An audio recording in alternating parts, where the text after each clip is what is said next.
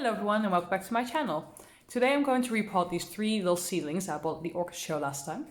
And if you hear any tapping noises in the background, don't worry, that's just Hugo quietly working on his laptop.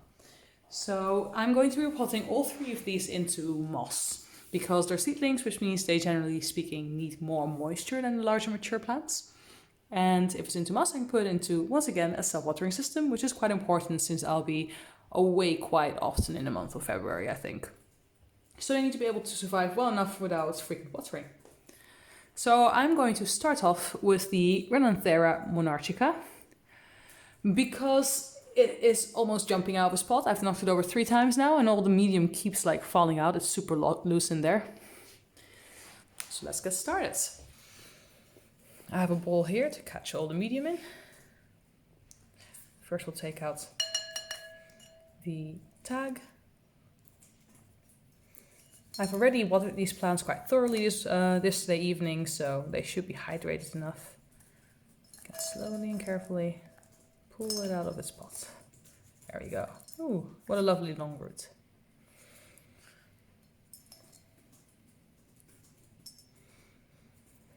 The medium on top looks pretty good actually, but like I said, I wanted it in a self-watering system and I also want to see what the roots were like.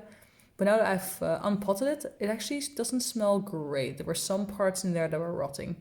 So it's pretty good that I've decided to repot it today, I think. I think right now it's in kind of a mix with bark and rock wool or something, or I don't know what this is. Maybe it's something like rock wool.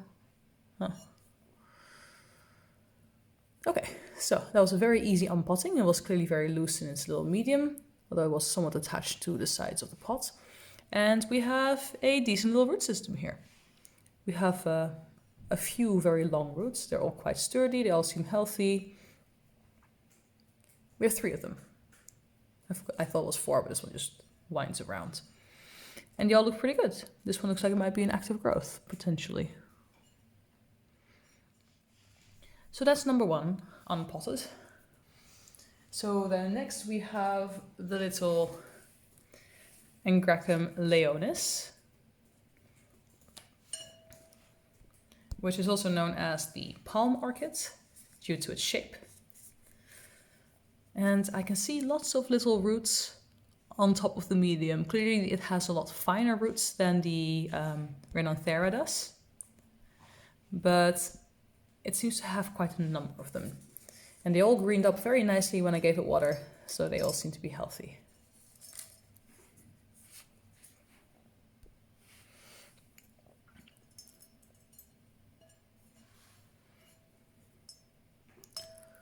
But because the roots are a little bit more fine, I have to be a little bit more careful to not damage and rip any of them.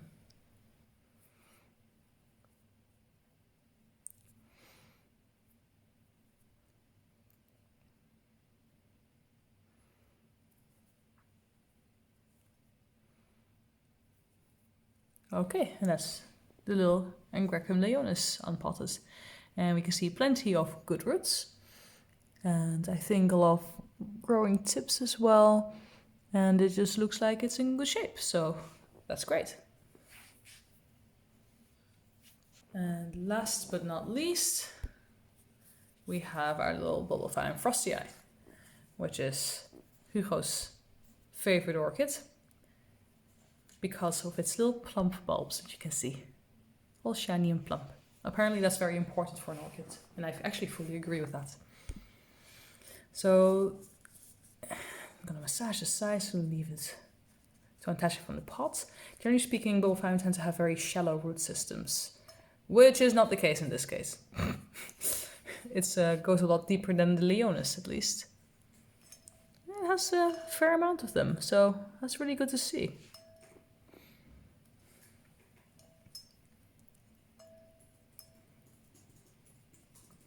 I think this one is the most established in its pot out of 3. Also makes it the most difficult to unpot without damaging it. So the roots of Bulbophyllums also tend to be very, very fine, as you can see. And I'm definitely accidentally damaging a few roots with this. Ooh, it's very attached to all the wood and such. Okay, I'm going to turn off the camera so I can get a closer look, and then I'll show you the results later. Okay, I've managed to unpot the bulbal phylum, as you can see over here. I've also washed all three of the root systems, so now we can see it as well as we possibly could. And the bulbal phylum has a lot of very good looking roots, honestly. It looks very, very good. I definitely damaged some while unpotting it because these roots are just so incredibly fragile. But I'm hoping that most of them are okay and going to pull through. And it was quite nice to see a progression of the pseudobulbs. You have this tiny one here, then a slightly bigger one, this one, and then clearly it went off in two different new directions. So we have two directions of growth, which is really quite nice. Unfortunately, while I was working with it, when I was washing it, the two tiniest pseudobulbs, two tiny seedling pseudobulbs here, they broke off.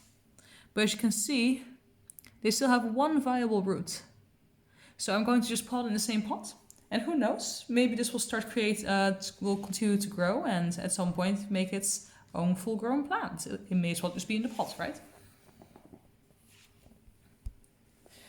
So we are now ready to put these in their respective pots.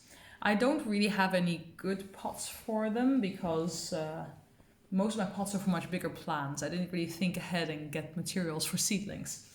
But I'm going to put the bulbal phylum in this pot. Well, this is the outer pot and this is the inner pot, which is a lot deeper than it needs, but I don't have anything more shallow. So this will be its self-watering pot, and it's the biggest pot, honestly, because bulbal phylums tend to walk across the pot. So I decided that if one of them needs to be in a bigger pot, it shall be the bulbal phylum. So it has plenty of space to expand itself.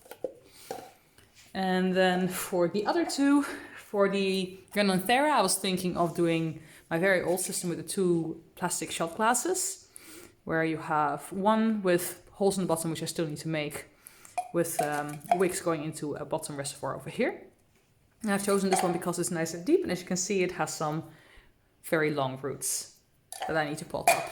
So I thought this would be the best match for it.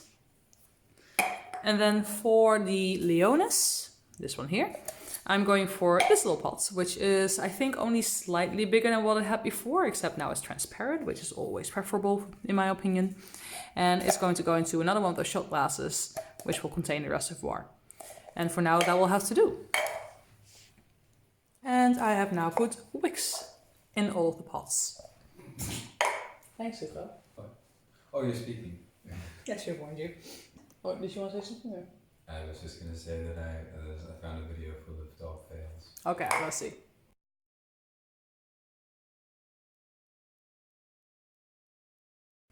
Okay, now I've placed wicks in the pots. So I'm quite ready to pot them into their new homes. We've got our bowl full of prepared sphagnum moss here. With prepared, I mean there's a little bit of water in there. Oh, a little bit too much water maybe. See? Either way, it's now pliable and easy to put into a pot and gentle to the roots. So it will do quite well, actually. I'll start with the bulbal phylum because I'm most worried about its roots, its tiny little twig roots drying out while it waits for the others. See, here we have the wick.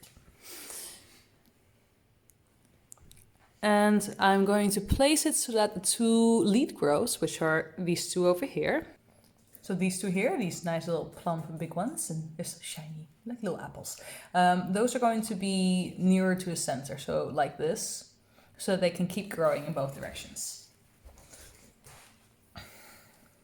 But first things first, we want to place a layer of sphagnum moss on the bottom.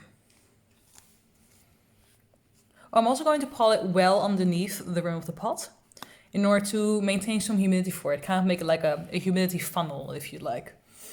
The roots don't tend to go very deep, so that shouldn't be a problem. Okay, then we'll just carefully place the orchids in the pot. And as you can see, I'm trying to really keep the leaves underneath the rim. Really to try and give it as much of that humidity as it possibly can get. Because my house gets very dry. It's usually around, how much is it right now? I'll go check. In this house, it's not quite as bad as the previous apartment I had. It's currently 31% humidity, which is with the heating. At the moment it was off, but it was on this morning. So, you know, I think that counts as a being on for now. So that's really not too bad compared to where I used to be. But even then, especially with these smaller orchids that really don't have as many reservoirs as in pseudobulbs, I think it's best to give them as much help when it comes to humidity as I can. So I'll be potting it well below the rim. I'll also very loosely pack the sphagnum moss because, as I said, I'm going to be using it in a self-watering setup, which means I don't want the moss to be very densely packed around the roots and potentially cause suffocation. I want there to be plenty of air pockets for the roots to exchange gases in. This is the way I do things. Don't mess with it. Okay, here we go. You can see it's well potted underneath the rim. So it has all of this to kind of trap humidity in. But the open top should still give it plenty of air exchange with the outside, so it shouldn't give any mold issues. And that's that for this one. And of course, I shouldn't forget to put this little bit in with the rest of the bulbophyllum.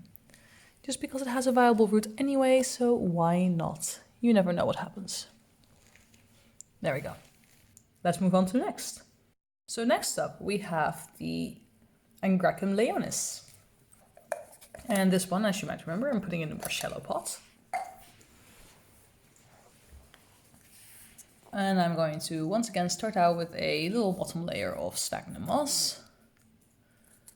There we go. And then I'm going to take a little palm orchid and gently tease all of the roots into the pot. There we go. Nope. There we go.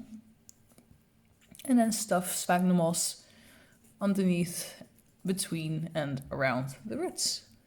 Again, I'm keeping it loose for the same reasons. I personally don't really like packed sphagnum moss, also because it makes it a lot more difficult to repot later on. And sphagnum moss needs pretty frequent repotting. I think at least once a year. I had my catasetums, I repotted them into self-watering sphagnum last, I think, February. And they really could use a repot by now. They really, really could. I haven't repotted yet because one of them is in spike and the other is, I think, just starting to create two spikes or two little nubs at the bottom. They're starting to fatten up. So for now, I'm leaving them be. But after they flowered, I'm definitely repotting them. They are long overdue. So there we go. That's the little leonis potted. Oh, and we can see this one root here on the side, so we can track its progress quite easily. This one as well. Yeah, this is nice. I'm happy with this. And then lastly, we have our Renanthera monachica. And this one has the biggest, longest, most robust, shall we say, root system, just because of the size of the roots. Actually, the other ones had more roots, but these are just so huge that they're difficult to damage. And it should fit into this pot here without issue. There you go. So I'm going to do the same as before. I'm going to start with a little layer of sphagnum moss at the bottom. There we go. So, I can grow into that and all that. Then I'm going to take the orchid and stuff it into the pot. Gently, of course, so as not to harm the roots. So, again, I'm going to leave it a little bit underneath the rim of the pot just so it can benefit from that added humidity at least a little bit. But I'm not going to go overboard like I do with the bulbophyllum, because then it would be, the leaves also need space to expand and such. And there we go. Oh, let me just push it down a bit. You can see the roots quite nicely on the side, so we can track their progress.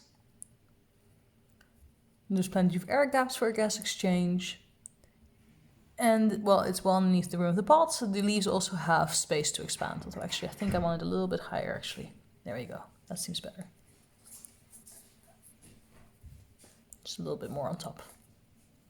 And they're all in their little pots. So now all that we have left to do is to put the tags back where they belong. So here we have this is Renanthera monachica. So that will go with the Renanthera monachica right over here. Go. Then we've got Bulbophyllum frostii, which will go, of course, with the Bulbophyllum frostii back here. And then we've got the last tag, Angraecum leonis, which will naturally go with the little leonis. And that's all. That's the repotting done. Thank you for watching. If you enjoyed this video, go ahead and give it a thumbs up. If you didn't, go ahead and give it a thumbs down. If you have any suggestions about how to take care of these orchids or any comments furthermore, or just want to say hi, go ahead and leave a comment down below. And if you'd like to see more videos from me in the future, go ahead and hit that subscribe button. Thank you all for watching, and I'll see you next time. Bye!